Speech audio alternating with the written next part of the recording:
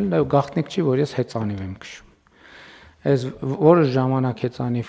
վարելուց հետո ուրեմն կա հեծանիվ կոնտակտային կոշիկներով, այսինքն որ դա հատուկ այդ պեդալի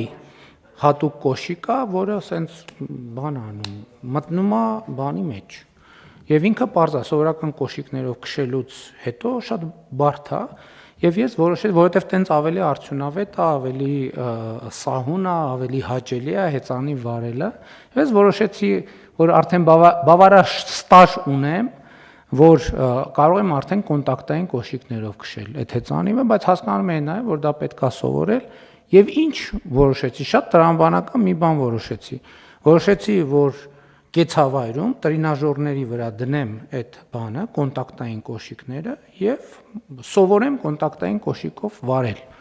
Եվ ես երկար ժամանակ սկսեցի վարել կոնտակտային կոշիկներով, որովհետեւ իրան հանելու եւ տեղադրելու հատուկ ձևեր կան, վարժություններ կան, ագին երկար ժամանակ, երևի մի ամիս ու կես, այնքան պարապեց, որ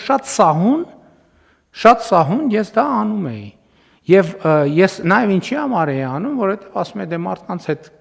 քշում եմ բան, այն չլինի մի անգամից այնուամենայնիվ վարչապետ ես, բան ընկնես եւ այլն մարդիկ ասեն։ Ես ամսից ավել պարապել եմ տրինաժորում։ Հետո սկսել եմ իրական կյանքում այդ կոնտակտային կոշիկներով սկսել եմ քշել։ Բայց ես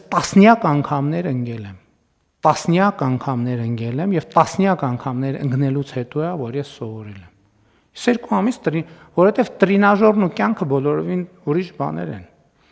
Որովհետեւ տրինաժորի ժամանակ կողքովդ մեքենա չի անցնում, դիմացովդ կատու չի անցնում, վերևովդ թռչուն չի թռնում, լուսացույցը լույսը չի փոխում, քամին չի փչում, արևը չի ծագում, պատուհանից մեկը չի գոռում եւ այլն եւ այդպես շարունակ։ Եվ նաեւ այս թվում է թե իրավիճակի հետ կապ չունեցող բանը, բայց նա նույն բանն է, ինչքան ուզում ես տրինաժորի վրա պարապի, երբ որ դուրս եկար կյանք, դու չգիտես այդ պահին ինչ է տեղի ունենում, ինչքան ուզում ես պարապի, ինչքան ուզում ես տրինաժորում փակ պայմաններում պարապի, երբ որ էլի ասում եմ, միջև դու կյանքին չհանդիպես, դու չես կարողանալու գնահատել, դու գիտես քշել հեծանիվ, թե չգիտես, դու գիտես ինչ որ գործողություն իրական կյանքում անել, թե